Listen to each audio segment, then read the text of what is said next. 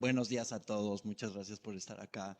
Es para mí, igual que ayer, un enorme placer estar con ustedes el día de hoy y en esta ocasión estar con ustedes para tomar un pequeño viaje a mi vida pasada como funcionario público de México y luego regresar a momentos actuales para ver en qué situación estamos con respecto a la relación principalmente, que es lo que yo voy a discutir, entre arbitrajes comerciales y arbitrajes de inversión.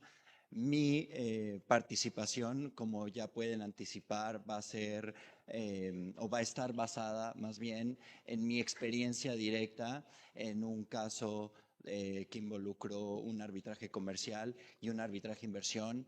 Creo que esto es relevante no porque estuve involucrado directamente, sino porque fue en su momento la primera instancia donde esta situación se daba en la región.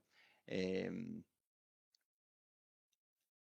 y es el caso de Comisa contra PEP, ese fue el arbitraje comercial, y después KBR contra México, que fue el caso de inversiones. Y todo comenzó en 1997.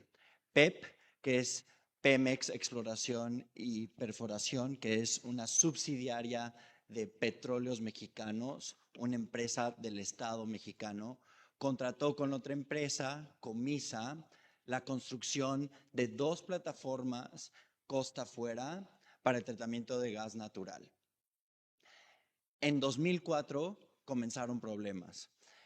PEP alegaba que Comisa había violado el contrato y por lo tanto, en marzo de ese año, tomó control de las plataformas y comenzó lo que en México se llamaba o se llama todavía, aunque ha sufrido ciertas modificaciones, una rescisión administrativa.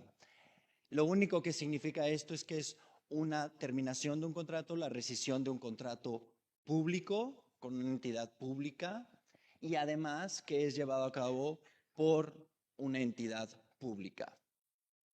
Es muy importante tomar en cuenta que el contrato entre PEP y Comisa establecía una cláusula arbitral ante la Cámara de Comercio Internacional y que establecía como sede del arbitraje a México. El contrato no excluía la rescisión administrativa del arbitraje. Sin embargo, para esos momentos, 1997, era ciertamente una laguna legal en México si dichas terminaciones estaban sujetas a arbitraje o no. Cuando comienza la rescisión, entonces, el 1 de diciembre del 2004, pocos meses después, Comisa gatilla esa cláusula de arbitraje CCI y presenta una solicitud de arbitraje contra PEP. 15 días después, PEP termina el contrato formalmente. 2 días después, cobra las garantías a las que se refería el doctor Bullard, que había ofrecido Comisa para el cumplimiento de ese contrato. Y ahí básicamente comienza el arbitraje comercial entre las dos partes. Uno de los grandes debates de ese arbitraje comercial era si la rescisión administrativa había sido legal o no. En esos momentos hubo un procedimiento bifurcado del arbitraje comercial, donde PEP disputó la jurisdicción del tribunal, pero el tribunal sostuvo su misma jurisdicción en 2016 en 2006 y después, hasta octubre de 2007, después de ese laudo preliminar, a PEP se le ocurrió disputar la jurisdicción del tribunal una vez más, alegando que ante la laguna legal de México, bajo su interpretación, era que la rescisión administrativa no era arbitrable. Y comenzó esa discusión nueva jurisdiccional en el arbitraje de inversión. Mientras tanto, se curó la laguna legal en México. El país pasó dos leyes, en 2007 la primera y en 2009 la segunda, que por un lado daban jurisdicción exclusiva a los tribunales administrativos de México para resolver terminaciones de contratos y además establecían que la rescisión administrativa no podría ser arbitrable en México. Pero como vimos, Eso no estaba vigente en la ley mexicana cuando se terminó el contrato y tampoco estaba estipulado en el contrato. Por lo tanto, en diciembre, el 16 de diciembre de 2009, se emite el laudo comercial CCI. PEP triunfa en ese caso y se le condena a PEP al Estado mexicano a pagar $300 millones. Y aquí empieza lo divertido. Las dos partes se mueven por sus propias vías. Interesantemente, PEP al mes siguiente busca ejecutar ese laudo, pero no en México, no en la sede del arbitraje, algo sabía. Se va al Tribunal de Justicia para el Distrito de Nueva York o la Corte de Nueva York. Por su lado, PEP busca anular ese laudo porque se pronunció sobre una materia que no era arbitrable en México. En México, buscó anularlo en México. Comisa tuvo suerte. El 2 de noviembre del 2010, menos de un año después de que se emitió el laudo, la Corte de Nueva York confirma el laudo arbitral CCI. PEP apela esa decisión ante la Corte de Apelaciones de Estados Unidos para el segundo circuito. Y por el mismo tiempo sigue luchando en México para anular ese laudo. En la primera instancia pierde PEP, en la segunda instancia pierde PEP, en la tercera instancia pierde PEP, en la cuarta y última instancia, en el interminable proceso litigioso en México, en la revisión del amparo, gana PEP. Y el 11º Tribunal Colegiado, la Corte Mexicana, el 21 de septiembre de 2011, menos de un año después de que se había confirmado el laudo en Estados Unidos, anula ese laudo como corte de la sede del arbitraje. Por lo tanto, pocos meses después, la Corte de Apelaciones de Estados Unidos, que está escuchando la apelación de PEP contra la confirmación del laudo en Estados Unidos, le dice a la Corte de Estados Unidos que confirmó en primer lugar ese laudo: hey, tenemos la Corte de la sede que ya anuló este laudo. Hay que volver a revisar si esto se puede ejecutar o no. Y al siguiente año las cosas se complican aún más. PEP busca ejecutar ahora en otro país, Luxemburgo, Comisa, donde PEP tenía bienes. Y triunfa. En enero del 2013 se embargan los bienes de PEP en Luxemburgo. También en marzo de ese mismo año se confirma el laudo arbitral que ya estaba anulado en la sede del arbitraje en Luxemburgo. Y ahí se agrega otra variante a esta controversia. Ese mismo mes, la holding de Comisa, una empresa estadounidense, KBR, inicia un arbitraje de inversión contra México bajo el amparo del antiguo Telecán, alegando que la anulación de la Corte Mexicana del laudo de arbitraje CCI constituía una denegación de justicia porque, según alegaba, había aplicado la ley mexicana de manera retroactiva al contrato. Recordarán que el tribunal mexicano dijo: hoy yo estoy viendo este laudo que resolvió sobre rescisión administrativa, estoy viendo la ley mexicana, dice que la rescisión administrativa no es arbitrable, este laudo se pronunció sobre algo que no es arbitrable, no puedo reconocer esto. PEP decía, o KBR acá decía, sí, pero esa ley mexicana no existía cuando yo entré a este contrato, me aplicaste la ley retroactivamente, denegación de justicia, una de las graves fallas que el doctor Bullard decía constituye la responsabilidad internacional del Estado. El 25 de septiembre recordarán que para esos momentos la Corte de Apelaciones de Estados Unidos le había dicho a la primera instancia de Estados Unidos: hey, hay que revisar otra vez esto porque ya se anuló este laudo. Bueno, la Corte de Primera Instancia de Estados Unidos dice: no me importa, este laudo es válido, lo vamos a confirmar. Y bueno, 2 años después, el Tribunal Arbitral de Inversión desecha su jurisdicción sobre el caso. Y hay 2 puntos muy interesantes que quiero remarcar de este laudo de inversión. Primero, la presidenta de este tribunal. Este laudo Ahí está, es del 2015. 6 años después de Saipem contra Bangladesh, la presidenta de KBR contra México era la misma presidenta de Saipem contra Bangladesh. El segundo punto importante que quiero remarcar y que es un poco único de este caso KBR contra México es que se dio bajo el Telecán. Y el Telecán tenía o contenía una disposición que ya es común en muchos acuerdos actualmente, que obligaba a los inversionistas a renunciar cualquier procedimiento local que estuviese pendiente y donde se estuviera disputando la misma medida que se estaba disputando en el arbitraje inversión. Como saben, cuando se inició el arbitraje de inversión, en 2013 estaba pendiente la apelación en Estados Unidos y también los procedimientos en Luxemburgo, porque PEP había también apelado ahí la confirmación del laudo arbitral.